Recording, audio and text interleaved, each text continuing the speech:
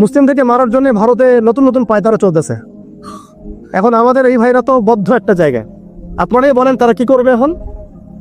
তারা মিশন নিছে, রাষ্ট্রীয়ভাবে মিশন নিছে মুসলিম লীগ হলে। এখন এই ভাইদের কোনো রাষ্ট্র নাই, কোনো জামা নাই, কোনো আমির নাই, কোনো এদাদ নাই, কোনো জিহাদের কোনো মানে ওখানে অবস্থাই নাই করার মতো, তবে তাই না? এই যে 1971-এ আমাদের সাথে জুলুম হয় নাই, তখন বাংলার মানুষ যার যা ছিল তাই নিয়ে মাঠে নামে নাই, তো বাংলার সেই ফ্রিডম ফাইটারটা কি সন্ত্রাসী হয়ে গেছিল? প্যালেস্টাইনের ভাই বোন থেকে দীর্ঘদিন থেকে একদম স্টিম রোলার পিছায় ফেলা হচ্ছে। রমজান মাসে দেখলেন কি হলো? রমজান মাসে বেচারা নামাজ পড়তে গিয়েছে লাঠি পেটা করে মসজিদ থেকে বের করতে। আল আকসা মসজিদ ওর বাবে মুসলমানদের, যে এখন ওই যে যারা একটু পাথর টাথর নিয়ে ঢিলাঢিলি করে ওরা সন্ত্রাসী হয়ে গেছে, আর যারা মুসলমানদেরকে পিটাই বের করে দিল ওরা হলো মানবতার সেবক। এই সংজ্ঞা শিখায় আমাদেরকে। যাই হোক, বাদ দেন, ওইদিকে না যায়। ওইদিকে বললে আমি একটু মানে কি বলবো, কি বলে এটাকে, আউটবাস্ট হয়ে যায় আর কি। মানে ভিতরের ক্রোধটাকে দমায় রাখতে পারি। মাঝে মাঝে এমন হয় যে ভিতরের এগ্রেশনটা ধরে রাখতে পারি না, কিন্তু আপনাদের স্বার্থে ধরে রাখতে হয়। কারণ কোনো কিছু না হচ্ছে কিছু হওয়া ভালো, কোনো কিছু না হচ্ছে কিছু হওয়া ভালো, এই স্বার্থ চিন্তা করে চুপ করে থাকে। কিন্তু একটা জিনিস মাথায় রাখবেন, আল্লাহ রাব্বুল আলামিন এই বিশ্বে পরিপূর্ণ ইসলাম প্রতিষ্ঠা না করা পর্যন্ত কিয়ামত দিবে না ইনশাআল্লাহ। এই জিনিসটা মাথায় ভালো করে ঢুকায়নি। এরপরে ইসলামের এগেইনস্টে যা করার করতে থাকেন, আল্লাহ এটা করবেন ইনশাআল্লাহ, কোনো সন্দেহ নাই। লা শাক্কা ফীহি, এর মধ্যে কোনো সন্দেহ। কার দ্বারা করবেন, কিভাবে করবেন, আল্লাহু আ'লাম বিস-সাওয়াব, আমরা জানি না। এখন তালুতকে আল্লাহ পাক মনোনীত করলেন। ইউসা বিন নুনকে বনু ইসরাইল বলছে আল্লাহর পথে আমরা যুদ্ধ করতে চাই, আমাদের জন্য নেতা দাও একটা। তখন ইউসা বিন নুন বলছে আমি যদি নেতার জন্য দোয়া করি তোমরা তো আবার পৃষ্ঠ প্রদর্শন করে পালায় যাবা, তোমাদেরকে চিনি ভালো করে, আমরা তোমাদেরকে খুব ভালো করে চিনি। তখন বনু ইসরাইল বলছে না, আমরা এটা করবো না। কেন করবো? ওয়াকাদ উখরিজনা মিন দিয়ারিনা, আসলে শোনা বাকর হয়, আমাদেরকে আমাদের ঘর বাড়ি থেকে বের করে দেওয়া হয়েছে, আমরা কেন পিছিয়ে পড়বো? তখন আল্লাহর কাছে তিনি দোয়া করলেন, আল্লাহ পাক তালুতকে নেতৃত্ব দিলেন। কাকে? তালুত। আর এই যে তালুতকে নেতৃত্ব দিয়েছেন, এই নেতৃত্ব দেওয়ার পর আল্লাহ পাক বললেন যে তালুতকে আমি দুইটা স্পেশাল গুণ দিয়েছি। কয়টা ভাই? তার মানে নেতৃত্বর স্পেশাল গুণাবলী কয়টা? একটা হচ্ছে জিসমান, তালুতকে আমি দিয়েছিলাম শারীরিক শক্তি, ফিজিক্যাল স্ট্রেংথ, শারীরিক শক্তি। আর এখন বহু নেতা সমাজে দেখাতে হাঁটতেই পারে না। নেতা হওয়ার আগে ফিজিক্যাল স্ট্রং হতো, তাই না ভাই? ফিজিক্যাল স্ট্রং না হতে পারলে নেতৃত্ব দিতে পারে? ফিজিক্যাল স্ট্রেংথ হচ্ছে প্রথম শর্ত। সে সুস্থ ছিল এবং শারীরিকভাবে অনেক শক্তিশালী ছিল। কে কার কথা বলছে? যুগে যুগে সমস্ত নেতৃত্ব দেখেন। ওমর ইবনুল খাত্তাব শারীরিকভাবে দুর্বল ছিল, ফিজিক্যাল স্ট্রেংথ ছিল কোনটা? স্ট্যামিনার কেমন ছিল? আলী রাদিয়াল্লাহু আনহু শারীরিকভাবে কি দুর্বল ছিল? উসমান, আবু বকর রাদিয়াল্লাহু আনহুমা তারা কি দুর্বল ছিল? নবী সাল্লাল্লাহু আলাইহি ওয়াসাল্লাম নিচে দুর্বল ছিলেন? 40 জন পুরুষের শক্তি তার গায়ে ছিল। কতজন ভাই? আল্লাহু আকবার। 40 জন পুরুষের শক্তি কার গায়ে ছিল? তারপরে তিনি কোনোদিন কারো গায়ে থাপ্পড় দেন না, কারণ নিজের উপর আঘাত আসলে তিনি মাফ করে দিতেন। শুধু একটা যুদ্ধে তিনি তীর নিক্ষেপ করেছিলেন, ওই তীর এক কাফেরের গলার পাশ দিয়ে চলে গেছে, ওতেই তার মৃত্যু হয়ে গেছে। ওতেই নবী সাল্লাল্লাহু আলাইহি ওয়াসাল্লামের মনেও যদি কষ্ট দিত, আল্লাহ পাক তাকেও পাকড়াও করতেন আযাব থেকে। নবীজি না বললেও আল্লাহ পাক তাকে পাকড়াও করতেন। যাই হোক, তাহলে তালুতকে প্রথম যে গুণাবলী দেওয়া হয়েছে নেতৃত্ব, সেটা কি? জিসমান, শারীরিক শক্তি। তার মানে এখন যারা এটা হতে চান, আগে ফিজিক্যালি স্ট্রং হবেন, ভালো ভালো খাওয়া দাওয়া করবেন, হালাল টাকায়, হারাম টাকায় না, জিম টিম করবেন, হ্যাঁ, বক্সিং টক্সিং প্র্যাকটিস করবেন, রেসলিং টেসলিং খেলবেন, হ্যাঁ, কুস্তি কুস্তি করবেন, মানে ফিজিক্যালি স্ট্রং হওয়ার চেষ্টা করবেন। আর এইগুলো করা তো ভালো, টিকটক চালানোর চাইতে। সকালে উঠে যদি আমরা একটু রান দিয়ে দৌড়াদৌড়ি করি, মাঠে ফুটবল খেলেন বা একটু ফিজিক্যাল কসরত করেন, একটু জিম করেন, কাজটা ভালো না? এটা ওই টিকটক হচ্ছে ভালো না? বসে বসে ফেসবুক উঠানো আর এই যে পর্ন দেখাচ্ছে ভালো না? এই জন্যই বলি এগুলো ভালো, এগুলো করেন, তা ওইগুলোতে যান। এটা হলো 1 নম্বর জিসমান, মানে ফিজিক্যাল স্ট্রেংথ। 2 নম্বর ইলমান, জ্ঞান। কি লাগে ভাই তাহলে দুইটায়? একটা জিসম, একটা ইলম। এখন আমাদের এই দুইটা না থাকলেও চলে, খালি জনগণ বললেই হলো যে আপনার চরিত্র ফুলের মতো পবিত্র, তাই না ভাই? এই দুটার একটা না থাকলেও চল। আল্লাহ পাক আমাদের সবার উপরে এমন এমন সব নেতৃত্ব নিয়ে আসুন যাদেরকে আল্লাহ পাক শারীরিক শক্তি এবং জ্ঞানের শক্তি দান করছে। বলি আমিন। দোয়া করতে সমস্যা আছে? যাকেই নিয়ে আসুক সে যদি ফিজিক্যালি স্ট্রেংথ শক্তিশালী হয়, তার মধ্যে জ্ঞান থাকে, সে ইসলাম প্রতিষ্ঠা করে, আমার কোনো সমস্যা আছে? কোনো সমস্যা না। আমরা দোয়া করবো আল্লাহ পাক তাকে দীর্ঘ নেই ঘাত দারাজ করুন। আমিন। আর যদি দেখি যে কোনো নেতাই নেই, তখন নেতা হতে হবে। কি হতে হবে? আল্লাহ পাক তৌফিক এনায়েত করুন, আমাদের যুবক ভাইদেরকে আল্লাহ কবুল করুন। আমিন। তাজকিয়া অর্জন হচ্ছে সমাজ পরিবর্তনের মূল জিনিস। আর এই তাজকিয়া অর্জনের জন্য প্রথম কাজ হলো নিজের চরকায় আলাইকুম আনফুসাকুম, নিজেকে নিয়ে ভাবুন, নিজেকে নিয়ে ভাবুন, বাস নিজেকে নিয়ে ভাবুন, নিজের কবরকে নিয়ে ভাবুন, আপনার আমলনামা নিয়ে ভাবুন, এই বিগত জিন্দগিতে কি করেছে এটা ভাবেন, সামনের জীবনে কি করতে পারি এটা ভাবেন।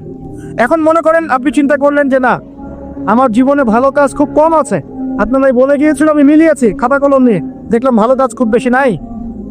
এখন কি করতে হবে আপনাকে? প্রথম কাজ আমার সাথে বলেন আস্তাগফিরুল্লাহ। বায়াত করাচ্ছি, বায়াত বলেন আস্তাগফিরুল্লাহ আল্লাযী লা ইলাহা ইল্লা হুয়াল হাইয়ুল কাইয়্যুম ওয়া আতুবু ইলাইহি। আল্লাহ, আমরা বিগত জীবনে যে পাপগুলোই করেছে আল্লাহ আমাদেরকে মাফ করুন, এবং আগামী পুরো জীবনে আমাদেরকে কোরআন সুন্নাহ মেনে চলার তৌফিক দান। পারা যাবে তো ইনশাআল্লাহ? এখন থেকে 5 ওয়াক্ত নামাজ ছাড়বো না ইনশাআল্লাহ। রাজি আছি? সম্ভব হলে জামাতে পড়বো, যদি জামাত কোনো কারণে পড়া পসিবল না হয় অন্তত পক্ষে বাসায় পড়বো ইনশাআল্লাহ। প্রতিদিন 5 টাকা 10 টাকা হলেও দান খয়রাত করবো ইনশাআল্লাহ। প্রতিদিন একজনকে হলেও দাওয়াত দিব ইনশাআল্লাহ। প্রতিদিন একটা করে ভালো কাজের আদেশ করবো ইনশাআল্লাহ। একটা করে হলেও খারাপ কাজে নিষেধ করবো ইনশাআল্লাহ। প্রতিদিন একটা পৃষ্ঠা করে হলেও কোরআন পড়বো ইনশাআল্লাহ।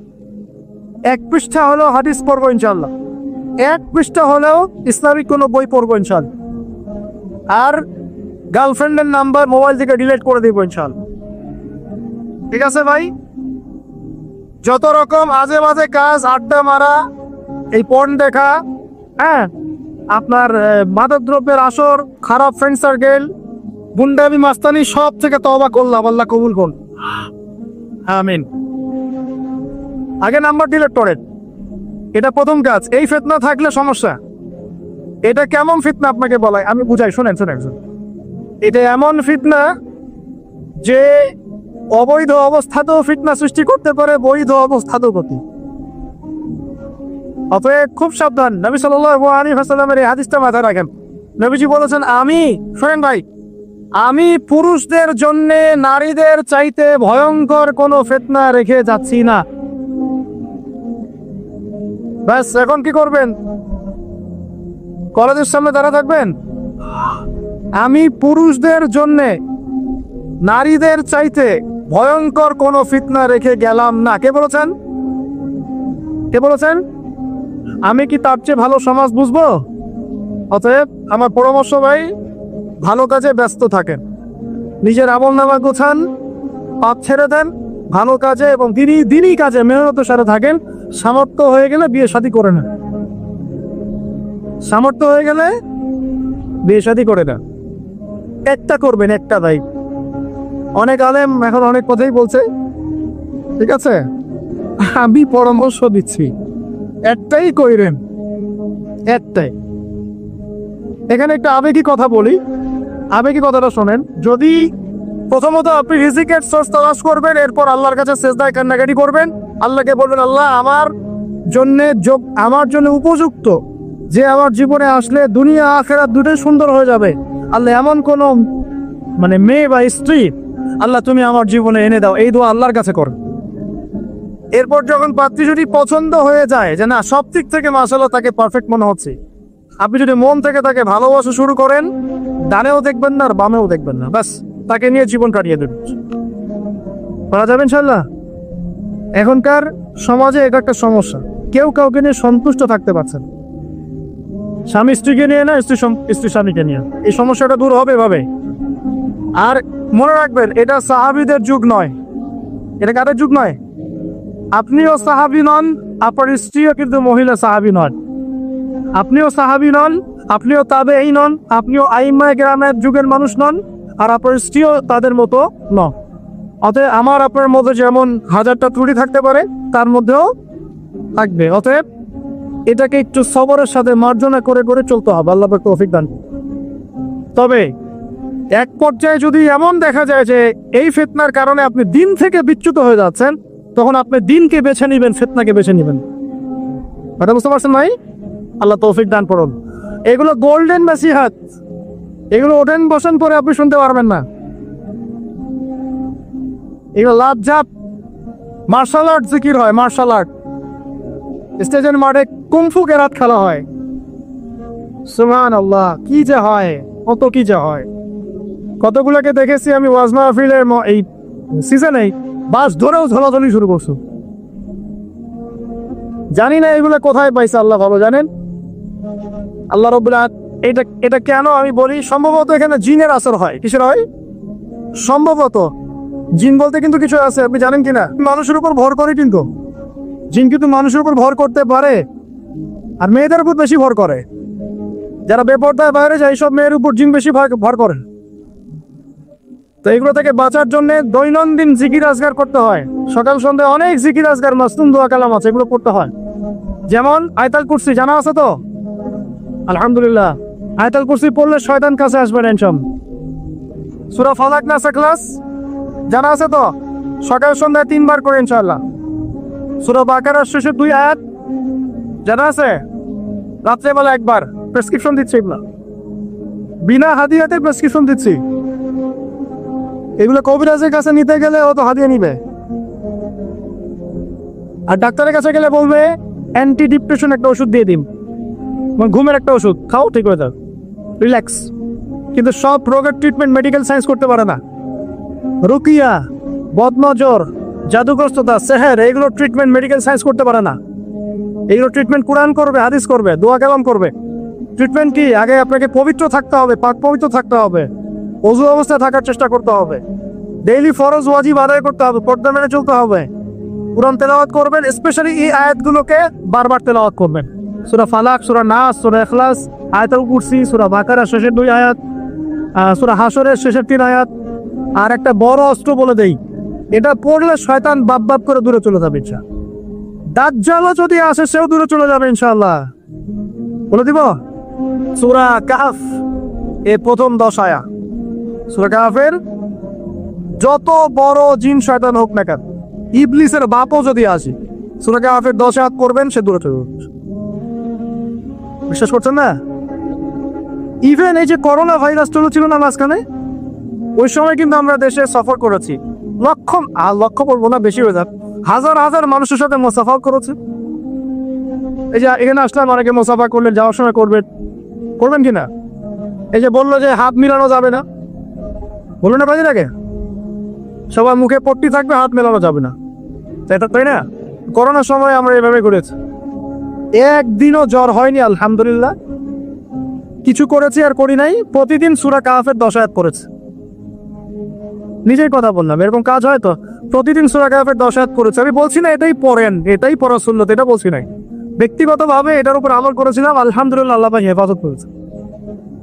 অনেকে সূরা ওয়াকিয়া তেলাওয়াত করেন রাত্রেবেলা। সূরা ওয়াকিয়া তেলাওয়াত করার বদলে রিজিক বাড়ে, রিজিক প্রশস্ত হয়। অনেকে আত্মীয়তার সম্পর্ক বজায় রাখেন, রিজিক প্রশস্ত হয়। অনেকে চাষতের নামাজ পড়েন, ওই যে 2 রাকাত সালাতুদ দুহা আদায় করেন, এর বদৌলতে দেখা যায় রিজিক প্রশস্ত হয়। অনেকে ওযু অবস্থায় থাকেন, রিজিক প্রশস্ত হয়। এক এক মানুষ করলে এক একটা আমলের ওসিলায় আল্লাহ পাক তার মঞ্জিলে মাকসুদে পৌঁছায় দেন। তো আলহামদুলিল্লাহ, এটা একটা অস্ত্র। আল্লাহ পাক আপনাদের সবাইকে সূরা কাহফের উপর আমল করার তৌফিক দান করুন, আমিন। তো প্রিয় ভাই, শেষ করতে হবে, লম্বা করব না, আস্তে আস্তে পুরিয়ে নিচ্ছি। 1 নাম্বার কি কাজ? আত্মশুদ্ধি অর্জনের জন্য ভাই নিজের চরকায়, মানে নিজের নফসের খবর নিব, অন্যের কথা পড়ে আগে নিজে 5 ওয়াক্ত নামাজ পড়বো, নিজে রোজা রাখবো, নিজে যাকাত দিব, নিজে ইসলামের উপর প্রতিষ্ঠা থাকবো ইনশাআল্লাহ। এটা 1 নাম্বার। 2 নাম্বার তাজকিয়া অর্জনের 2 নাম্বার কাজ হচ্ছে নিজের পরিবারে ইসলাম প্রতিষ্ঠা করা। কি বললাম বলেন? কেন বললাম? কারণ নিজের পরিবারে যদি ইসলাম প্রতিষ্ঠা না করতে পারি, অন্যের মূর্খতা এবং অনইসলামিক কাজের কারণে আমি ইফেক্টেড হয়ে যাব। তাই নিজের পরিবারের মধ্যে ইসলাম প্রতিষ্ঠা করার চেষ্টা করতে হবে। আল্লাহ পাক তৌফিক দান করুন, বলি আমিন। আল্লাহ পাক সূরা তাহরিমের 6 নম্বর আয়াতে বলেছেন যে কু আনফুসাকুম, নিজে জাহান্নামের আগুন থেকে বাঁচো, ওয়া আহলিকুম নারা, তোমার পরিবারকে জাহান্নামের আগুন থেকে বাঁচাও। পরিবার আছে কার কার? হাত তুলেন দেখি। মাশাআল্লাহ, সবাই তো আছে। পরিবার মানে কি? স্ত্রী সন্তান কার কার আছে? হাত তুলেন। আচ্ছা, হাত নামা। দেখেন, বাবা মা এগুলো পরিবারের অন্তর্ভুক্ত বিষয়, কিন্তু বাবাকে আপনি শাসন করতে পারবেন না, মাকে আপনি শাসন করতে পারবেন না, তাকে আপনি নসিহত করতে পারবেন, দাওয়াত দিতে পারবেন। আর আপনার আন্ডারে যারা আছে, আপনার স্ত্রী, আপনার সন্তান, এরা হচ্ছে পরিবারের অন্তর্ভুক্ত, আপনার কাছের, এদের উপর আপনি শাসন চালাতে পারবেন। অতএব যাদের পরিবার আছে, পরিবারের মধ্যে ইসলাম প্রতিষ্ঠা করার চেষ্টা করে। আল্লাহ পাক তৌফিক দান। একটু বসেন ভাই, বিশৃঙ্খলা করেন না, আমরা গুটিয়ে নিচ্ছি, এখনই গুটিয়ে নিচ্ছি। আর কিছু প্রশ্ন আছে, দিয়ে শেষ করব। 3 নম্বর কাজ, আমার সাথে মনোযোগ দেন ভাই। 3 নম্বর কাজ হচ্ছে নিয়মিত কোরআন তেলাওয়াত করা। নিয়মিত কোরআন তেলাওয়াত করা। আমার সাথে একটু ওয়াদা করেন তো ভাই, ডেইলি কমপক্ষে 1 ঘন্টা কোরআন তেলাওয়াত করবো ইনশাল্লাহ। করা যাবে? সবার বাসায় কোরআন আছে তো নাকি? কোরআন পড়তে পারি তো নাকি? যারা পারি না, আজকে নিয়াত করব, মসজিদের হুজুর আছে, ইমাম সাহেব আছে, মাদ্রাসার শিক্ষক আছেন, গিয়ে আপনি কোরআন পড়া শিখবেন ইনশাল্লাহ। করা যাবে ইনশাল্লাহ? কোরআন তেলাওয়াত করে না শিখেন, আল্লাহর ওয়াস্তে কোরআন তেলাওয়াত করে না শিখে মৃত্যুবরণ করেন না।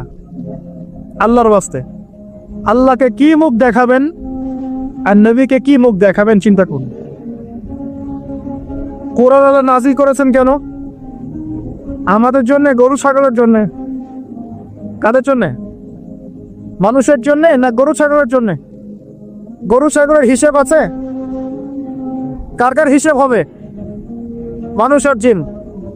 মৃত্যু আমাদেরকে বরণ করতে হবে, কবরে যেতে হবে আমাদেরকে, পুলসিরাত আমাদেরকে পার হতে হবে, কোরআন মানতে হবে আমাদেরকে। সেই আমরা যদি কোরআন তেলাওয়াত করে না শিখি ভাই, হবে? বিষয়টা হবে?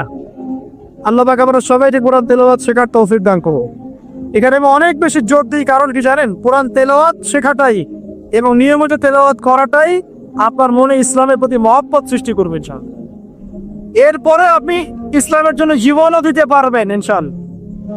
কিন্তু এই অবস্থায় পারবেন না। এই অবস্থায় একটা দাবরানি খেলে উল্টা দিকে দৌড় দেওয়া শুরু করবে। এখন পারবেন না। এখন বলতে পারবেন, হ্যাঁ নারায়ে তাকবীর, আল্লাহু আকবার, চলো রে, বাস। যখন মাঠে নামবেন, ওই দিক থেকে যখন কাউন্টার অ্যাটাক আসবে, দেখবেন নাই আপনি শেষ। অতএব কোরআনের চর্চা, তেলাওয়াত বেশি বেশি বাড়াতে হবে। আল্লাহ তৌফিক দান করুন। 3 নম্বর। 4 নম্বর ভাই, দৈনন্দিন জিকির আজগার গুলো ছাড়বো না ইনশাআল্লাহ। দৈনন্দিন জিকির আজগার ছাড়বো না। কেমন?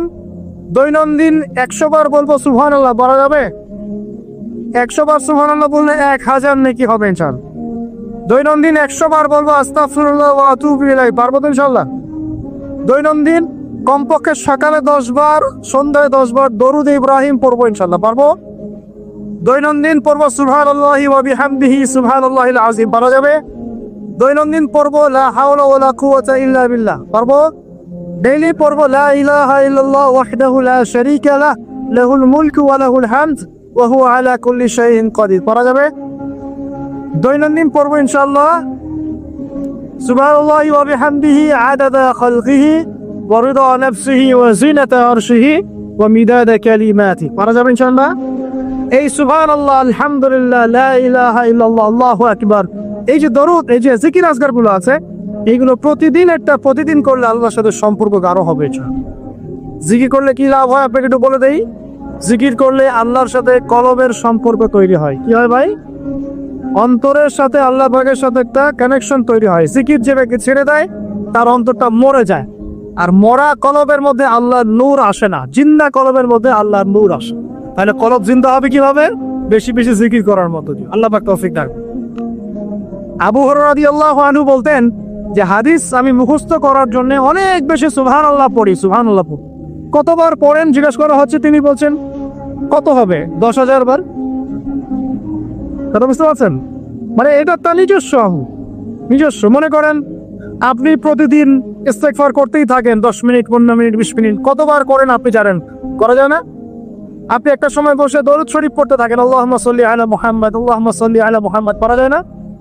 সবার ব্যক্তিগত কিছু আমল থাকে, যে যত বেশি জিকির আজগার করবেন যত বেশি জিকির আজগার করবেন তার কলপদ জিন্দা হবে ইনশাআল্লাহ। আল্লাহ পাক আমাদের সবাইকে বেশি বেশি আল্লাহর জিকির করা তৌফিক দান করুন, বলি আমিন। এটা কত বললাম? 4। 5 নাম্বার, এটা সবচেয়ে বেশি ইম্পর্টেন্ট। আমি তাসাউফ এবং আত্মশুদ্ধি বই যেটা আছে আল্লামা তাকি উসমানী দামাত বারাকাতু, আল্লামা তাকি উসমানীর বইগুলো বাসায় সবাই কিনবেন। আমি পরামর্শ দিই আল্লামা তাকি উসমানীর যে বইগুলো আছে এগুলো বাসায় কিনে পড়া শুরু করবে, অনেক গভীর জ্ঞান পাবেন ইনশাআল্লাহ। তো তার তাসাউফ আত্মশুদ্ধি বইয়ের মধ্যে তিনি এনেছেন যে অনেক বড় বড় বুজুর্গানা দিন তারা তাজকিয়ার জন্য এই আমলটাকে বেশি গুরুত্ব দিতেন, সেটা হলো আল্লাহর কাছে বেশি বেশি দোয়া করা। কি করা ভাই? বেশি বেশি দোয়া করা, মানে চলতে ফিরতে দোয়া করতে থাকতেন। কেমন? যেমন ধরেন যে এমনও বুজুর্গ ছিলেন, আলেমে দ্বীন ছিলেন, যারা রাস্তায় হাঁটছেন, বাজারে যাচ্ছেন, বাজারে যাওয়ার সময় আল্লাহকে বলছেন, আল্লাহ বাজারে যাচ্ছে, বাজারে আমার কেনাকাটা যেন সহজ হয়। আমরা কি বাজারে যাওয়ার সময় এরকম কথা বলি? বাসায় ঢুকছে, বলছে আল্লাহ বাসায় ঢুকছি, বাসার পরিবেশটা যেন ভালো থাকে, এখানে যেন গিয়ে কোনো বিপদের খবর না আসে। আল্লাহ আমি মানে ব্যবসায় যাচ্ছি, আজকে ব্যবসাটা আল্লাহ যেন সুন্দর হয়, ভালো হয়। মানে প্রতিটা কাজেই তারা দোয়া করতে থাকতে, বুঝতে পারছেন না কথা? প্রতিটা কাজেই দোয়া করতে থাকতেন যে আল্লাহ আমার জুতার ফিতা ছিঁড়ে গেছে, আমার জুতার ফিতা দাও। আল্লাহ আমি খুব ক্ষুধার্ত, আল্লাহ একটু ভালো খাবারের ব্যবস্থা করি। আল্লাহ আমি খুব পিপাসার্থ, আমার জন্য একটা ভালো হালাল পানির ব্যবস্থা করি। আল্লাহ আমার সন্তানটা অসুস্থ, আল্লাহ তাকে শেফা দিও। আল্লাহ আমি স্ত্রী সন্তানকে রেখে সফরে আসছে, আল্লাহ বাসায় তুমি ওদেরকে হেফাজত করো। মানে প্রতিটা কাজে প্রতিটা চিন্তা আল্লাহর সাথে শেয়ার করো। এটা যে যত বেশি করতে পারে তার সাথে আল্লাহ পাকের সম্পর্ক তত বেশি গা। আর এটা করলে 3টা লাভ। কটা লাভ ভাই? যে দোয়াটা করবেন হয় সাথে সাথে আল্লাহ পাক আপনাকে দিবেন, না হলে এই দোয়ার ওসিলায় আপনার তাকদীরের কোনো বিপদ আল্লাহ দূর করে দিবা। মনে করেন আপনি দোয়া করেছেন, আল্লাহ আমাকে কালকে এই ব্যবসার এই কাজটা তুমি সলভ করো, কালকে গিয়ে দেখলেন সেই কাজটা আপনি পান নাই। আপনার কাছে মনে হচ্ছে যে হয়তো আমি দোয়া করলাম কবুল হয় নাই, কিন্তু হয়তো এই দোয়ার ওসিলায় আপনার আগামী পরশু দিনের একটা বিপদ আপনার তাকদীরে আসতো, ওইটা আসে নাই। কথা কি বুঝতে পারলেন আমার কথা? এইভাবে আল্লাহ পাক দোয়ার বদৌলতে মানুষের তাকদীর থেকে অনিষ্টগুলো দূর করতে থাকেন। আর এটাও যদি না হয়, কিয়ামতের মাঠে নেকির পাল্লায় ওইটা আপনাকে আল্লাহ দিয়ে দিবেন। ওই দিন মানুষ বলবে যে কাশ দুনিয়াতে আমার কোনো দোয়াই যদি কবুল না হইতো, আজকে আমি জান্নাতে যেতাম। ওই দিন আমরা এই কথা বলব। অতএব বুদ্ধিমান সে ব্যক্তি যে বেশি বেশি আল্লাহর কাছে দোয়া করতে থাকে, প্রতিটা বিষয়ে আল্লাহর কাছে দোয়া করতে থাকেন। আল্লাহ আমার মনটা অস্থির, মনটাকে শান্ত করো। আল্লাহ আমাকে কোরআন শিক্ষার তৌফিক দাও। আল্লাহ আমাকে নামাজ পড়ার তৌফিক দাও। আল্লাহ আমি হারাম সম্পর্ক থেকে বেরিয়ে আসতে চাই, আমাকে হালাল একটা সম্পর্ক করার তৌফিক দাও। দোয়া করা যায় না ভাই? আল্লাহ পর্দা করতে চাই, পর্দার পরিবেশ তৈরি করে দাও। আল্লাহ রিজিকের সমস্যায় ভুগছে, একটা চাকরি ব্যবসার ব্যবস্থা করে দাও। দোয়া করা যায় না ভাই? দোয়া করতে আমাদের কাছে আসেন কেন? হুজুর এটি যে ফু দিয়ে দেন, এখানে ফু দিয়ে দেন, এখানে দোয়া করে দেন, এটা করে দেন, সেটা করে দেন। আমি আপনার আবেগ কতটুকু বুঝতে পারবো? আমার দরকার একটা জব, এই জব ছাড়া আমি চলতেই পারছি না। আপনার ওই চাহিদা তো আমি বুঝতে পারবো, আপনার চাহিদার ফিলিংসটাকে আমি বুঝতে পারবো। আপনার বাবা চলে গেছেন, বাবা হারানোর ব্যথা আপনি বুঝতে পারছেন, আমি খালি বলতে পারবো মুখ দিয়ে আল্লাহ আপনার বাবাকে মাফ করুক। আমি কি আবেগটা অনুভব করতে পারলাম? অতএব দোয়া সরাসরি আল্লাহর সাথে করার চেষ্টা করেন। আল্লাহ পাক এটাই বলেছেন যে ওয়াইদা সাআলাকা ইবাদি আন্নী ফাইন্নী করিব, যখন আমার বান্দারা আমার সম্পর্কে জিজ্ঞাসা করে হে নবী বলে দিন আমি খুব কাছেই আছি। উজিবু দাওয়াতাদ দাঈ ইযা দাআন, যখন বান্দা আমাকে ডাকে দোয়া করে আমি সরাসরি তার দোয়া কবুল করি, শুনি। একদম ঘাড়ের রগ, এই ঘাড়ের রগের চাইতে আল্লাহ আমাদের কাছে আছে। সুবহান। বাস আজকে ফিরে আসা প্রিয় ভাই, আজকেই ফিরে আসেন, আল্লাহর কাছে দোয়া করা শুরু করেন, আল্লাহ পাক তৌফিক দান। আর দোয়া কবুলের অনেক সময় আছে, এই যে ওয়াজ মাহফিলের সময়, হালাকার সময়, শেষ রাতে, তাহাজ্জুদে, ফরজ নামাজের আগে পরে, হ্যাঁ বৃষ্টি বর্ষণের সময়, অনেক দোয়া আছে, সময় আছে। এই সময়গুলোতে দোয়া করলে আল্লাহ দোয়া কবুল করবেন ইনশাআল্লাহ। আর সবচেয়ে ভালো একটা অস্ত্র শিখিয়ে দিই আপনাদের, দিব। অন্য একদিন বলেছিলাম একটা লেকচারে, আর এবার মনে পড়ে গেল বলে দিই। যদি দেখেন দোয়া আপনার কবুল হচ্ছে না দীর্ঘদিন ধরে, আল্লাহ পাকের কাছে অজু অবস্থায় 2 রাকাত নামাজ পড়ে কিছু ভালো কাজ করে, মানে ধরেন একটু কুরআন তেলাওয়াত, একটু দান সাদাকা, বা একটু আত্মীয়দেরকে দান সাদাকা, বা একটু এতিমের মাথায় হাত তোলানো, বা দিনের রাস্তায় কিছু খরচ করে কোন একটা ভালো কাজ করে হাত তুলে আল্লাহকে বলবেন, আল্লাহ তোমার তোমার সন্তুষ্টির জন্য আমি এই ভালো কাজটুকু করলাম। আল্লাহ তোমার তাওহীদের কালিমা লা ইলাহা ইল্লাল্লাহ এর ওসিলায় আমার দোয়াটা কবুল করুন। ইনশাআল্লাহ তাআলা আপনি আপনার দোয়ার ফল পাবেন ইনশাআল্লাহ। পরীক্ষিত আমার জীবন, এমন সময় গিয়েছে যে নিঃশ্বাস নিতে পারবো কিনা এটার গ্যারেন্টি ছিল, শ্বাস নিতে পারবো কিনা গ্যারেন্টি ছিল। আর মনে করবেন না এগুলোর জন্য অদৃশ্য কোনো শক্তি দায়ী, এইগুলোর জন্য আপনার আমার মধ্যে দাড়ি টুপিওয়ালা কিছু মানুষই দেয়। এটা বুঝতে পারছেন? বাস, আর কিছু বললাম। অতএব দাড়ি টুপি পাগড়ি জুব্বা ঘোমটা দেখলে লাফানো শুরু করবেন না কখন। বহু মুনাফিক সমাজে ঘুরে বেড়ায় এই সন্দেহ আছে, এদের কাজই হলো নিজের ভাইয়ের গোশত খাওয়া। কি করা বলেন তো? বুঝবেন আপনিও দাওয়াতি কাজে মাঠে নামেন, ইসলামের জন্য কিছু করতে মাঠে নামেন, নিজেই বুঝবা, কিছু বলে দেওয়া লাগবে না। তবে এতটুকু সুসংবাদ তাদেরকে দিয়ে রাখি, যারা নিজের ভাইয়ের গোশত খায়, তোমাদের এই মুনাফিকের চরিত্র অতি শীঘ্রই অচিরেই পুরো বাংলার সামনে নগ্ন হয়ে যাবে ইনশাআল্লাহ। বাংলার মানুষ আর এখন বোকা না, তারা সব বোঝে, তারা জানে, তারা উপলব্ধি করতে পারে। তাদেরকে এভাবে ব্রেন ওয়াশ করা যায় না, এখন তাদেরকে এভাবে ডিমোটিভেটেড করা যায় না। তারা যুবকরা এখন পড়াশোনা করছে মাশাআল্লাহ, তারা ওলামায়ে কেরামের সোহবতে যাচ্ছে, তারা হক বাতিল চিনতে পারছে মাশাআল্লাহ। আস্তে আস্তে তারা এমন একটা জায়গায় যাবে, এই যুবকরা আগামী দিনে ইনশাআল্লাহ জাতিকে নেতৃত্ব দিবে। আমাদের যা করার আছে করতে থাকা উচিত, যত ষড়যন্ত্র পিছন থেকে করতে থাক, কিছুই করতে পারবেন ইনশাআল্লাহ। আরশের মালিকের কাছে যে কবুল হয়ে যায়, দুনিয়ার মানুষ তার কোনো ক্ষতি করতে পারেন, এটা মনে রাখবে। ক্ষতি মানে কি? নবী সাল্লাল্লাহু আলাইহি ওয়াসাল্লামকে তো মানুষ গালি দিয়েছে, নবী সাল্লাল্লাহু আলাইহি ওয়াসাল্লামকে মানুষ গলার মধ্যে চাদর দিয়ে পেঁচিয়ে গলা ফাঁস দেওয়ার চেষ্টা করেছে, মানুষ তার দাঁত একদম ঘুষি দিয়ে ভেঙে দিয়েছে, তার মাথার মধ্যে তরবারির গোড়া দিয়ে কড়া দিয়ে আঘাত করেছে, তার পাকে বচকে দেওয়া হয়েছে। এই কাজগুলো তো নবীর সাথেও হয়েছে। তায়েফের মানুষ তাকে মেরেছে, রক্ত ঝরতে ঝরতে, দাড়ি দিয়ে রক্ত পড়তে পড়তে পায়ের জুতা আটকে গিয়েছে।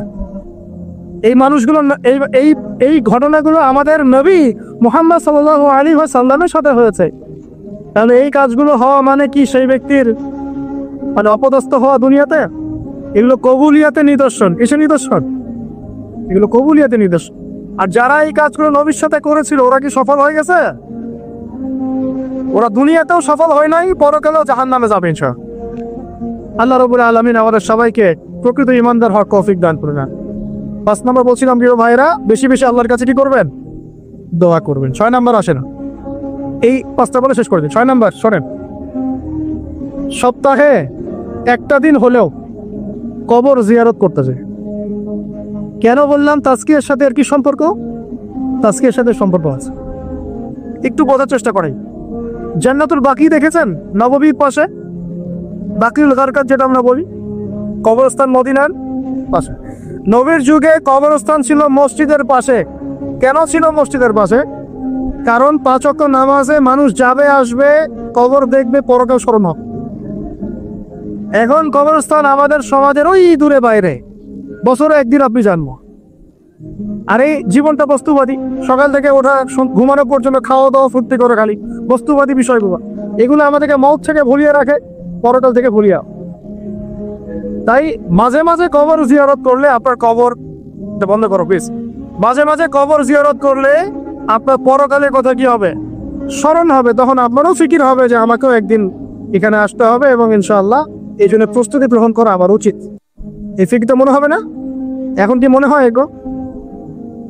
এখন মনে হচ্ছে না। আল্লাহ পাক আমাদের সবাইকে মাঝে মাঝে হলেও অ্যাটলিস্ট কবর জিয়ারত করে পরকালকে স্মরণ করার তৌফিক দান করুন।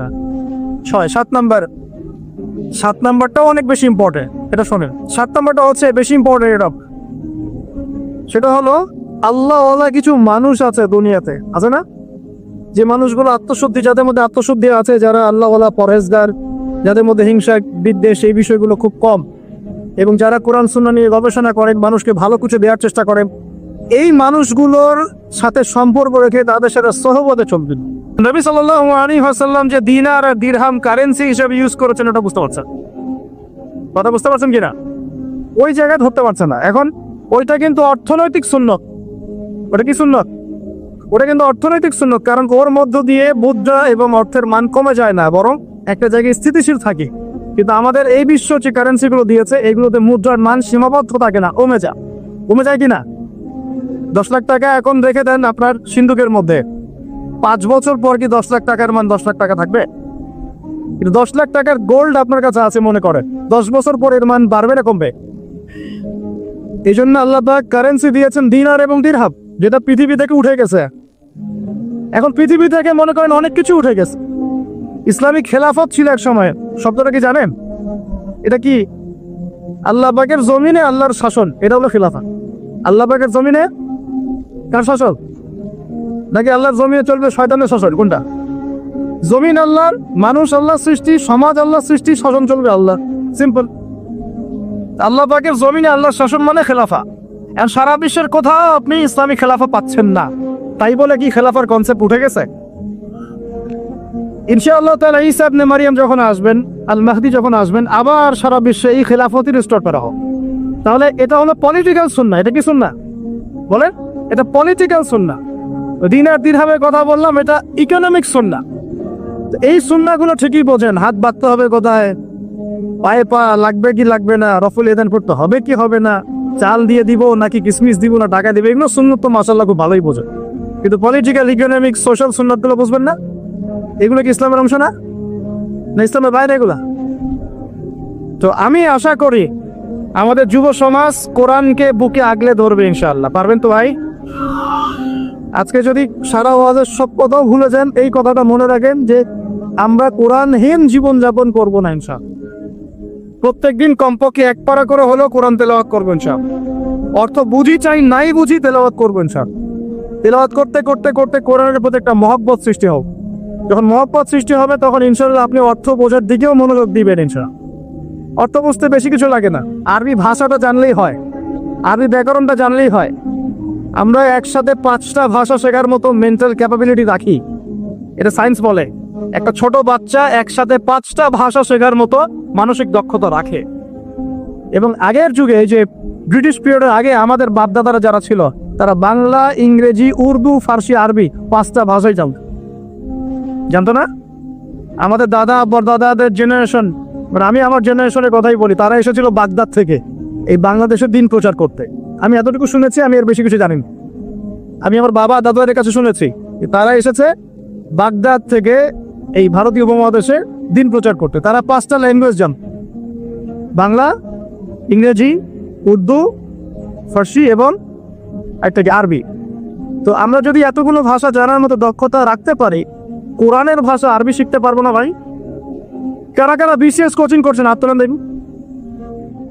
আপনি করছেন বিসিএস কোচিং? বোঝে নাই মন, এমনি হাত তোলেন।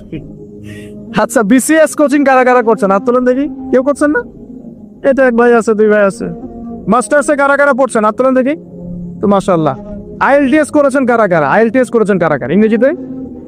আচ্ছা, কম্পিউটারের উপর কোর্স করেছেন কারা? 3 মাস 4 মাস? মাশাআল্লাহ। যুব উন্নয়ন প্রশিক্ষণ নিয়েছেন কারা কারা? এই যে কোর্সগুলো আপনি করেছেন 6 মাস, 1 বছর, 2 বছর, এগুলোর জন্য আপনি মেহনত করেন নাই? কথা বলে। সকালবেলা ভোরবেলা উঠেছেন ঘুম থেকে, খেয়ে না খেয়ে পড়তে বসেছেন, আবার ইউনিভার্সিটি গিয়েছেন, আবার ক্লাস করেছেন, আবার দুপুরে খেয়ে না খেয়ে পড়তে বসেছেন, রাত্রেবেলা দেরি করে ঘুমিয়েছেন, এগুলো করেন নাই? এখন আল্লাহ পাকের নাজিল করা কিতাব আল কোরআন, এইটা শেখার জন্য 1টা বছর আরবি শিখতে পারবেন না ভাই? কথা বলেন। আরে নিয়াত তো করেন। আল্লাহ পাকের রহমত এত বেশি, আল্লাহ পাকের রহমত এত বেশি, বান্দা যখন কোনো ভালো কাজে নিয়াত করে সাথে সাথে নেকি লিখে দেয়া। জোরে বলেন সুবহানাল্লাহ। যুবকদের ঘরে সাউন্ড হয়ে গেল। এখন তো কনসার্ট হলে চিল্লাচিল্লি করতে দেখি। হ্যাঁ, কনসার্ট মানে তো মাদকতা। দেখো না, এখন নিজে মাদক খেয়ে স্টেজে উঠবে আর বলবে মাদক বিরোধী কনসার্ট।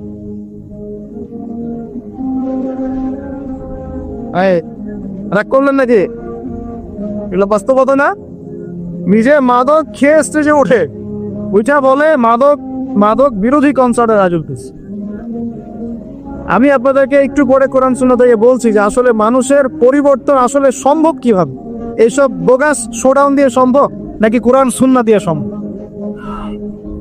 তো এই যে ভাইরা যারা 6 মাস 1 বছর 2 বছর কোর্স করছেন, পড়াশোনা করছেন, আল্লাহর কালাম শেখার জন্য কোরআনের ভাষাটা শিখতে পারবেন কিনা একটু নিয়াত করে নেওয়ার সাথে আগামী রমজান আসার আগেই আল কোরআন তেলাওয়াত করা শিখবেন ইনশাআল্লাহ। একদম মদ মাখরাজ তাজবিদের সাথে বিশুদ্ধ করে কোরআন তেলাওয়াত করা শিখবেন ইনশাআল্লাহ। রাজি আছেন? মাত্র 3 মাসের মধ্যে মানুষ কোরআন শিখতে পারে। মাত্র কয় মাস? 3 মাসের মধ্যে মানুষ কোরআন শিখতে পারে, এটা সম্ভব। আর যদি আপনি 2 বছর 2.5 বছর 3 বছর সময় দেন আরবি ভাষার পিছনে, ব্যাকরণের পিছনে, ইনশাআল্লাহ তাআলা আপনি কোরআনের অর্থ করতে পারবেন ইনশাআল্লাহ। কোরআন পড়বেন, অর্থটাও বুঝতে পারবেন ইনশাআল্লাহ। আমরা বহুত দিন নামাজ পড়েছি, নামাজে আমরা 5 ওয়াক্ত নামাজে কোরআন তেলাওয়াত করি, তারাবির নামাজে কোরআন তেলাওয়াত করি। আমাকে একটু বলেন তো সততার সাথে কয়দিন আপনার চোখ দিয়ে পানি পড়েছে? বলেন 10 দিন কান্নাকাটি করেছেন কারা কারা? একদিন, অন্তত একদিন কোরআন শুনে কান্নাকাটি করেছেন কারা কারা? আলহামদুলিল্লাহ, হাত নামা। দেখেন আমরা কোরআন পড়েও কেন চোখ দিয়ে পানি বের হয় না?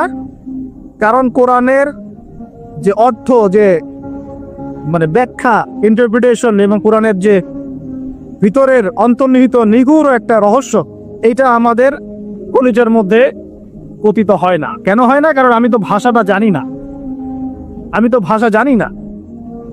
আপনার সন্তান বা বাবা মা অসুস্থ, মনে করেন কথার কথা, আল্লাহ না করো, তো এখন আপনি অজু করে 2 রাকাত নামাজ পড়ে আল্লাহর কাছে দোয়া করছেন, আল্লাহ আমার বাবা অসুস্থ, আমার মা অসুস্থ, আমার সন্তান অসুস্থ, আল্লাহ তুমি তাকে শেফায়ে কামিলা দান করো, বলে আমিন।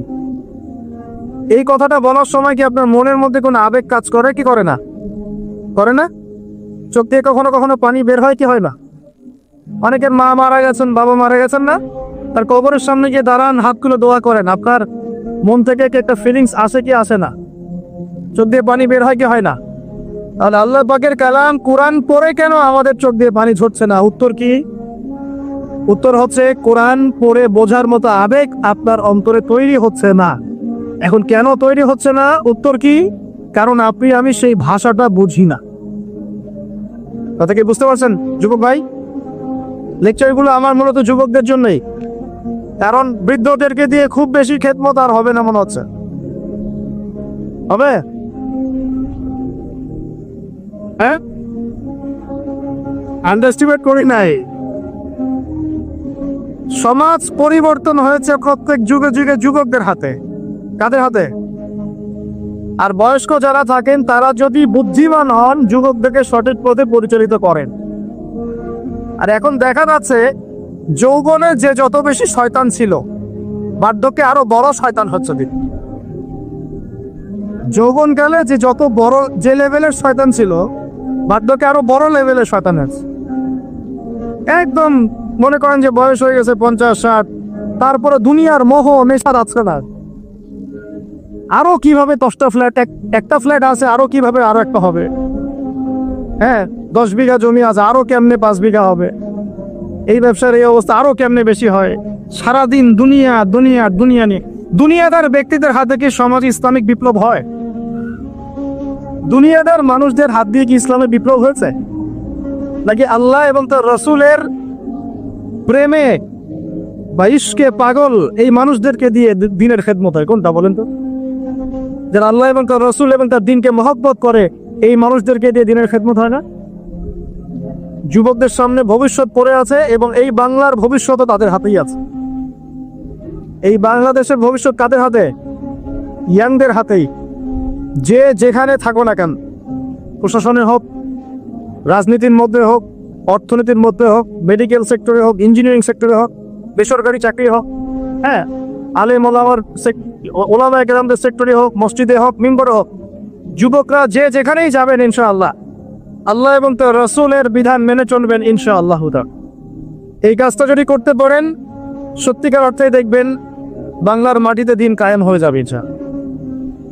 এখন আসি মূল কথায়। এতক্ষণ যে কথাগুলো বললাম, ওই মোবাইল ফোন থেকে শুরু করে আপনাদের হাতে ধরিয়ে দিলাম, এখন থেকে আর আল কোরআন, স্মার্টফোনের সময় কম, কোরআনের সময় বেশি। রাজি আছে কিনা? স্মার্টফোনের সময় কম, কোরআনের সময় বেশি। রাজি আছেন কিনা? আল্লাহ তৌফিক দান করুন। এবার আসেন আজকের আলোচনার সংক্ষিপ্ত করে দিব।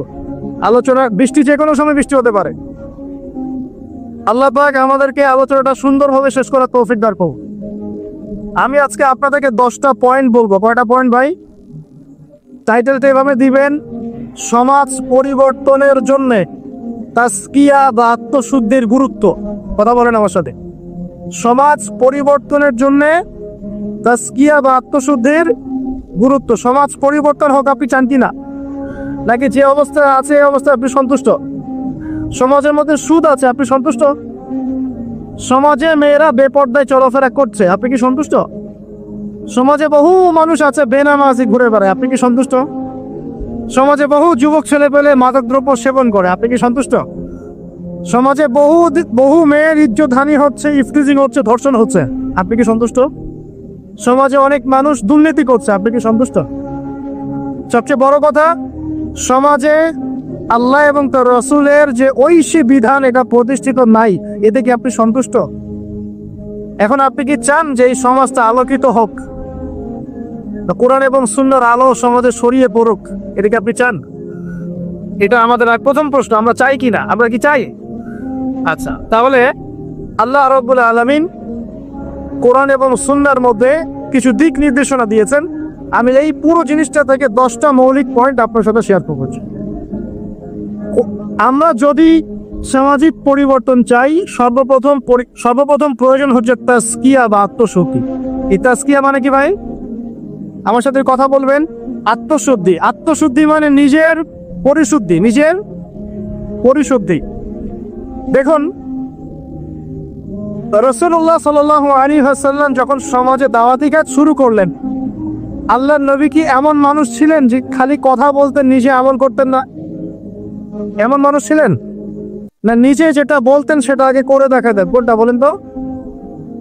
নিজে যেটা বলতেন সেটা করে দেখাতেন। আমরা নামাজ পড়ি কয় ওয়াক্ত? 5 ওয়াক্ত। নবীজি নামাজ পড়তেন কয় ওয়াক্ত জানেন? 8 ওয়াক্ত। কয় ওয়াক্ত? এটা তো নতুন শুনলেন মনে হয়। 5 ওয়াক্ত নামাজ তো তিনি পড়তেনই, তার পাশাপাশি পড়তেন তাহাজ্জুদ। 5 আর আগে কত হলো? 6। এরপরে করতেন ইশরাকের নামাজ, কত হলো? 7। এরপরে পড়তেন চাষতের নামাজ, সওদুদ দুহা, কত হলো? যে মানুষটার আগের কোনো গুনাহ নাই, পরেও কোনো গুনাহ নাই, যে মানুষটা পবিত্র, যার আমল নামায় কোনো গুনাহই নাই, যে মানুষটাকে আল্লাহ বাছাই করেছেন সমাজ পরিবর্তনের জন্য, মানুষকে দিন শেখানোর জন্য, পথ ভোলা মানুষগুলোকে জান্নাতের পথে আনার জন্য, সেই মানুষ নিজে অন্যকে বলছেন 5 ওয়াক্ত নামাজ পড়ো, নিজে পড়ছেন 8 ওয়াক্ত। তার মানে এখান থেকে আপনাকে বোঝাতে চাইলাম, সমাজ পরিবর্তন করতে হলে যারা এই কাজ করতে চাবেন তাদের নিজেকে আগে পরিশুদ্ধ হতে হবে, অন্যের চাইতে বেশি আল্লাহওয়ালা হতে হবে। আল্লাহ পাক তৌফিক দান করুন।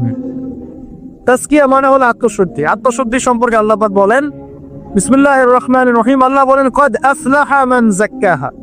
যে ব্যক্তি আত্মশুদ্ধি অর্জন করেছে সে সফল হয়ে গেছে। বলেন সুবহানাল্লাহ। যে ব্যক্তি আত্মশুদ্ধি অর্জন করতে পেরেছে সে সফল হয়ে গেছে। ওয়া কদ খাবা মান দাসাহা। আর যে ব্যক্তি আত্মশুদ্ধি অর্জন করতে পারে নাই সে ব্যক্তি ধ্বংস হয়ে গেল। বলি নাউজুবিল্লাহ। আত্মশুদ্ধি মানে আত্মার পরিশুদ্ধি। এখানে একটু বোঝেন আমার সাথে। আমরা নামাজ পড়ি, ফিজিক্যাল ভূমিকা এখানে আছে কিনা? নামাজে ফিজিক্যাল ভূমিকা আছে কিনা? এই যে নামাজে বাহ্যিক শারীরিক কিছু কার্যকলাপ আছে কিনা? কিন্তু এই নামাজটাই যদি আমি মনের মধ্যে রিয়া নিয়ে পড়ি, নামাজ কবুল হবে কিনা? কথা বলেন। আচ্ছা, তার মানে নামাজ পড়ার সাথে সাথে অন্তরের পরিশুদ্ধিও দরকার আছে। আপনি এখন যাকাত দিচ্ছেন, নামাজ পড়ছেন, সওম রাখছেন, সব কি শারীরিক ইবাদত না? শারীরিক আর্থিক ইবাদত না? হজ করছেন, ওমরা করছেন, সব শারীরিক ফিজিক্যাল ইবাদত। কিন্তু মনের মধ্যে আছে অহংকার, মনে আছে রিয়া, মনে আছে কুফরি, মনে আছে নেফাত। এখন ইবাদত কবুল হবে কিনা? তার মানে বাহ্যিক ইবাদতের সাথে অভ্যন্তরীণ পরিশুদ্ধি না থাকলে আমাদের ইবাদত কবুল হচ্ছে না। এখন ব্যক্তি ইসলামের সব মানে ভেতরে মুনাফিকি, এই নফসের এই দোষের কারণে তার কি এই ঈমান কোনো কাজে দিবে কিনা? মনে করেন আব্দুল্লাহ বিন উবাইয়ের মতো একজন মানুষ যে মুখে মুখে স্বীকার করেছে যে হ্যাঁ আল্লাহ ছাড়া কোনো ইলাহ নাই, মুহাম্মদ সাল্লাল্লাহু আলাইহি ওয়াসাল্লাম আল্লাহর রাসূল, মুখে স্বীকার করেছে, কিন্তু মনে মনে ইসলামকে স্বীকার করে নাই, ভিতরে ভিতরে ইসলামের সাথে শত্রুতা করে, গাদ্দারি করে। মনের এই দোষের কারণে তার বাহ্যিক এই যে স্বীকৃতি, এটা কাজে আসবে কি আসবে না? আসবে? আসবে না। মনে করেন আপনি খুব আমল করছেন মাশাআল্লাহ, কিন্তু আকীদার মধ্যে খুব গলদ আকীদা আছে, আকীদার মধ্যে গলদ আকীদা আছে। যেমন একটা গলদ আকীদা হচ্ছে, আপনি মনে করেন যে ইসলামের কিছু অংশ মানলেই হয়, কিছু অংশ না মানলেও চলে। ইসলামের বিধান ওই যুগে চলতে এই যুগে চলে না। ইসলামে কিছু বিধান আছে যেগুলো এখন পালন করা যায় না, আগে যেত। আকীদায় গলদ। কেউ যদি মনে করে যে তাকদীর বা ভাগ্য বলতে কিচ্ছু নাই, আমি যা করব তাই পাব। কেউ যদি মনে করে যে আল্লাহ রাব্বুল আলামিনের জাত এবং সিফতগুলো এগুলা মানার দরকার নাই, শুধু আল্লাহকে রব হিসেবে মানলেই হয়, মানে এরকম অনেক গলদ আকীদা আছে। কিন্তু এটা নিয়ে আলাদা লেকচার দেওয়া যায়। তো এখন ইবাদতের আমল সে করছে ঠিকই, কিন্তু আকীদার মধ্যে গলদ বিশ্বাস আছে, এখন তার ইবাদত কবুল হবে কিনা? কথা বলেন, হবে না। একজন ব্যক্তি মনে করে সুন্নতের উপর আমল করছে, কিন্তু মুহাম্মদ সাল্লাল্লাহু আলাইহি ওয়াসাল্লামের শানে এবং তার অবমাননায় তার অন্তর কলিজা কাঁপে না। কথা বুঝতে পারছেন কি? সুন্নাহর উপর আমল করছে ঠিকই, কিন্তু মুহাম্মদ সাল্লাল্লাহু আলাইহি ওয়াসাল্লামের মহব্বত, ভালোবাসা তার ভিতরে নাই। ইবাদত কবুল কতটুকু হবে চিন্তা করেন। এই যে ভিতরের বিষয়গুলা, অন্তরের সাথে সম্পৃক্ত বিষয়, ভিতরের আকীদা, ভিতরের মহব্বত, আল্লাহর প্রতি ভয়, আল্লাহর প্রতি একটা ইহসান, মনটাকে রিয়া মুক্ত করা, অহংকার মুক্ত করা, হ্যাঁ, অন্যের প্রতি বিদ্বেষ মুক্ত করা, তারপরে কুফর নেফাক এগুলো মুক্ত করা। এই যে অন্তরের সাথে সম্পৃক্ত বিষয়গুলোই এই তাজকিয়া বা আত্মশুদ্ধির মৌলিক বিষয়। আমার কথা কি বুঝতে পারছেন? এখন কিভাবে এটাকে পরিশুদ্ধ করব? বিশ্বাস করেন, ভিতরটা যদি পবিত্র থাকে, বাহিরের ইবাদত অল্প হলেও জান্নাতে যাবেন ইনশাআল্লাহ। ভিতরের বিষয় যদি পবিত্র থাকে, বাহিরের আমল যদি কমও হয়, ইনশাআল্লাহ আপনি জান্নাতে যান। বিশ্বাস করছেন না? এক ব্যক্তির কথা শোনাই তাহলে বুঝবেন। এক ব্যক্তি বনু ইসরাইলের, সে এত বেশি পাপ করেছিল যে তার সন্তানদেরকে বলেছে, আমার মৃত্যুর পরে আমার লাশটাকে পুড়িয়ে ফেলবে, ছাইগুলো অর্ধেক বাতাসে ভাসিয়ে দিবে, অর্ধেক ছাই সমুদ্রে ভাসিয়ে দিবে। ঠিক আছে, এটা তো হাদিস আপনারা জানেন, ওলামায়ে কেরাম যারা আছেন। এখন সন্তানরা তাই করেছিল। আল্লাহ পাক তাকে আবার জীবিত করে বলেছেন যে কেন এই কাজ করেছিলা? সে বলেছে, মিন খাশিয়াতিকা ইয়া রাব্বি, আল্লাহ তোমার ভয়ে কাজ করেছি। ওয়া আনতা আ'লামু মিন্নি, আপনি আমার চেয়ে ভালো জানেন যে আমি আপনার ভয়ে করেছি না অন্য কোনো কারণে করেছি। তো আল্লাহ পাকের ভয়ে সে এমন একটা কাজ করেছে যে কাজটা কিন্তু মনে হচ্ছে কুফরি, আর সে মনে করছে আল্লাহ তাকে আবার পুনরুত্থিত করতে পারবে না, তাই সন্তানদেরকে বলছে আমাকে পুড়িয়ে ছাইটাই ভাসিয়ে দিস। আল্লাহ পাক বলছেন কেন করেছো? সে বলছে তোমার ভয়, আল্লাহ তোমার ভয় করেছে। আল্লাহ পাক তাকে বললেন, তুমি যদি আমার ভয়েই করে থাকো, আর হ্যাঁ তুমি আমার ভয়ে করেছিলে, আজকে আমি তোমাকে মাফ করে দিলাম। যা সেই ব্যক্তি বলেছিল, আমার চেয়ে বড় পাপ কেউ করে দেয়, আল্লাহ যদি আমাকে ধরতে পারে তাহলে খবর আছে। তার মানে তার ধারণা আল্লাহ তাকে ধরতে পারবে না, এটা কিন্তু কুফরি আকীদা। তারপরে আল্লাহ পাক তাকে কিন্তু মাফ করলেন। কেন? সে বলছে, আল্লাহ আমি শুধু আপনার ভয়েই কাজটা করেছি, আপনি খুব ভালোই জানেন আমি আপনার ভয় করেছি। কিন্তু এই যে ভিতরের পরিশুদ্ধতার কারণে আল্লাহ বাইরের গুনাহটা মাফ করে দেন। আমার কথা মানে বুঝতে পারছেন? মানে ভিতর যদি পরিষ্কার হয়, পরিচ্ছন্ন হয় এবং আকীদা ঠিক থাকে, তাজকিয়া ঠিক থাকে, আমল অল্প হলেও ইনশাআল্লাহ জান্নাতে যাবো ইনশাআল্লাহ। খুশি হন নাই? তা একবার বলেন সুবহানাল্লাহ। এবার আসেন কিভাবে এটা অর্জন করতে পারি। এক নাম্বার, তাজকিয়া বা আত্মশুদ্ধি অর্জনের প্রথম কাজ হচ্ছে, সর্বপ্রথম কাজ সেটা হলো নিজেকে নিয়ে ফিকির করবেন, অন্যের ফিকির বাদ দিবেন। কি বললাম ভাই? নিজেকে নিয়ে ফিকির করবেন, অন্যের ফিকির আপাতত বাদ দিবেন। আজকে থেকে আগে ফিকির হবে কাকে নিয়ে?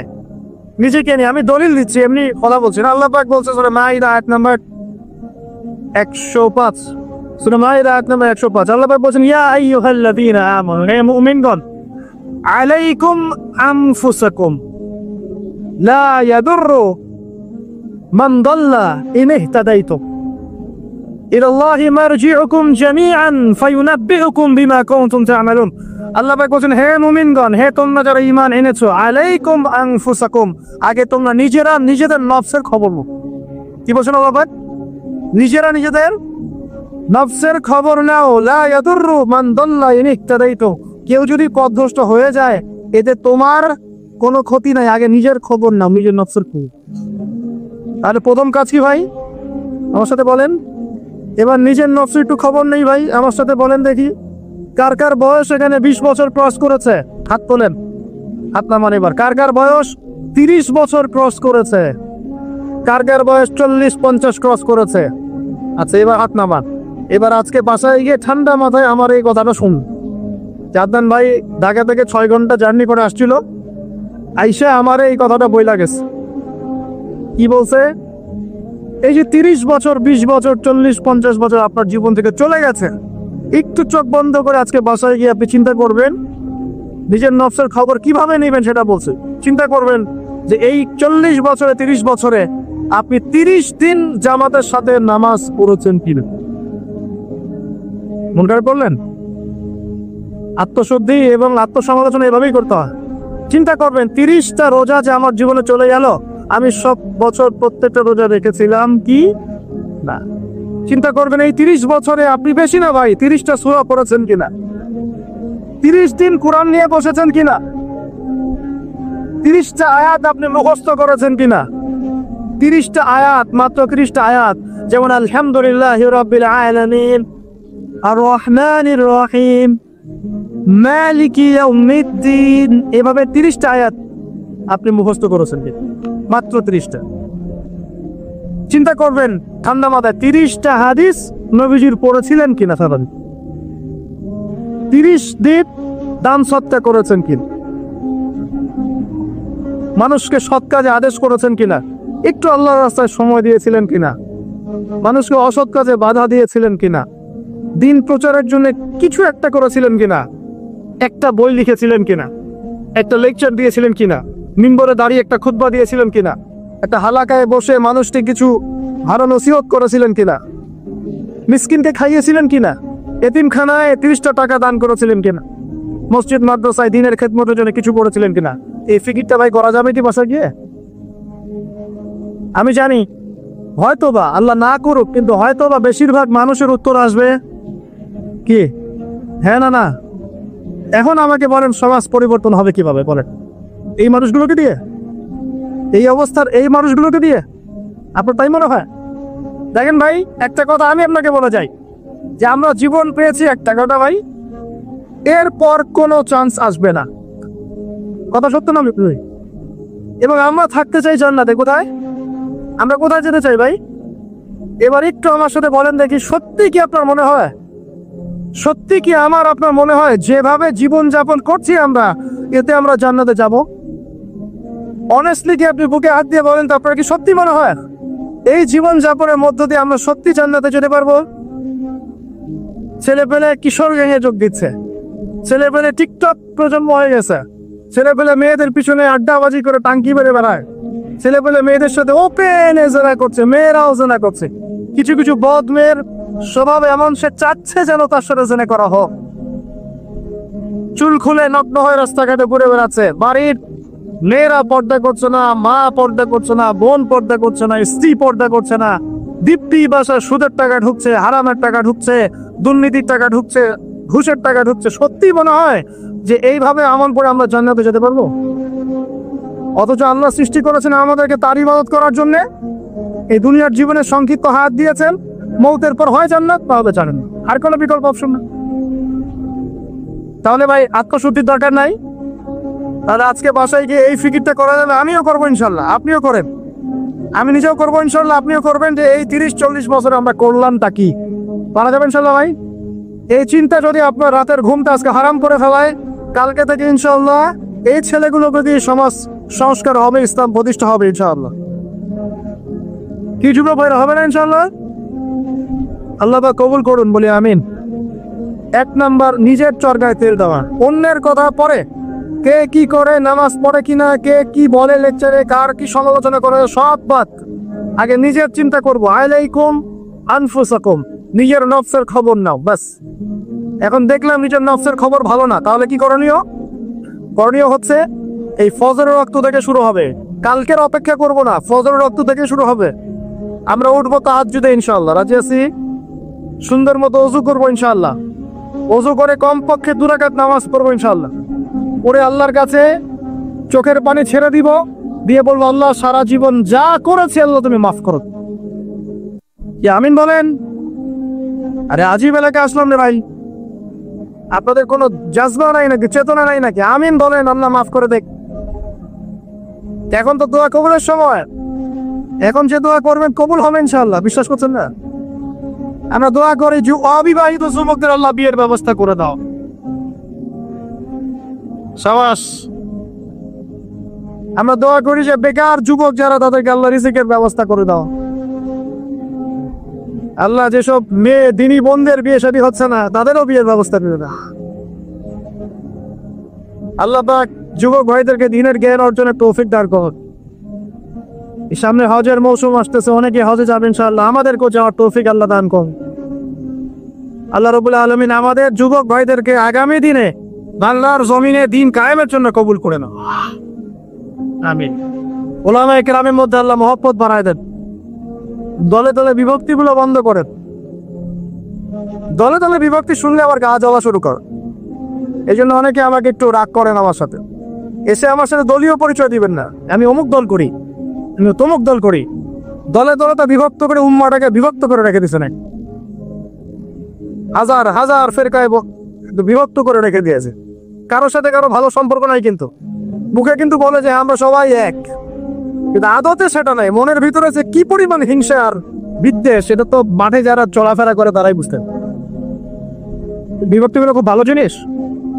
হ্যাঁ, আপনি একটা মানে ফাউন্ডেশন করছেন বা অ্যাসোসিয়েশন করছেন বা পলিটিক্যাল একটা দল করেন, ইটস ওকে, এটা মানুষ করতে পারে। তাই বলে অন্যদের সাথে কি হিংসা বিদ্বেষ পোষণ করে বিভক্তি বাড়াতে হবে? সবার সাথে একটা হৃদ্যতাপূর্ণ সম্পর্ক রাখা যায় না? হ্যাঁ, আমিও মাশাআল্লাহ দিনের কাজ করছি, ওই ভাই করছে মাশাআল্লাহ, আলহামদুলিল্লাহ। তার দ্বারা কিছু খেদমত হচ্ছে, আমার দ্বারা হচ্ছে, তার দ্বারা হচ্ছে। ইনশাআল্লাহ একদিন যখন আল্লাহ পাকের পক্ষ থেকে মনোনীত কোনো নেতা আসবে, তখন সবাইকে ঐক্যবদ্ধ করবেন। আল্লাহ পাক সেই নেতৃত্ব নিয়ে আসুন বলি আমিন। দোয়া করা যায় না? আল্লাহ পাক নিয়ে আসবেন ইনশাআল্লাহ। আর যদি দেখি যে আসছেই না, তাহলে নেতা হইতে হবে। যখন মাঠে নেতা নাই তখন নেতা হতে হবে। নেতা হওয়ার আপনারা যোগ্যতা অর্জন করেন, পড়াশোনা করেন। কোরআনে কিন্তু নেতৃত্বের 2টা বৈশিষ্ট্য বলা আছে। কয়টা ভাই? তালুতের কথা মনে আছে? তালুত আর জালুত সূরা, কোন সূরা আছে বলে? কে বলতে পারবে? এই যুবক ছেলেটা বলো, কোন সূরা আছে? মাশাআল্লাহ, সূরা বাকারায়। বনু ইসরাইল মুসা আলাইহিস সালামের পরের নবীকে বলছেন, ওই নবীর নাম ইউশা বিন নুন, যে হে নবী, আমরা আল্লাহর পথে জিহাদ করতে চাই। কি করতে চাই? এই শব্দ তো কোরআনে নাই, আসলে নাই। এই শব্দ বললে তো কিছু মানুষ খারাজি ফতোয়া মারা শুরু করে। বড় মুশকিল আছে এদেরকে নিয়ে। আমি আশ্চর্য একটা জিনিস, ইবাদতকে সন্ত্রাস বানাই দিলেন কিভাবে? ইবাদতকে সন্ত্রাস বানালেন কিভাবে? পশ্চিমের টাকা খেয়ে? হ্যাঁ, পশ্চিমরা যা বোঝায় তাই বুঝতে হবে। ইসলামের সংজ্ঞা ব্যাখ্যা ওরা দিবেন, আমরা দিব। সুবহানাল্লাহ। ব্রিটিশ আমলে আমাদের বাপ দাদারা যে ওদেরকে পিটিয়ে বের করেছিল, তারা কি সন্ত্রাসী ছিল? আমাদের বাপ দাদাও সন্ত্রাসী ছিল? বলেন তো। জুলুমের বিরুদ্ধে কেউ দাঁড়িয়ে গেলে সে সন্ত্রাসী হয়?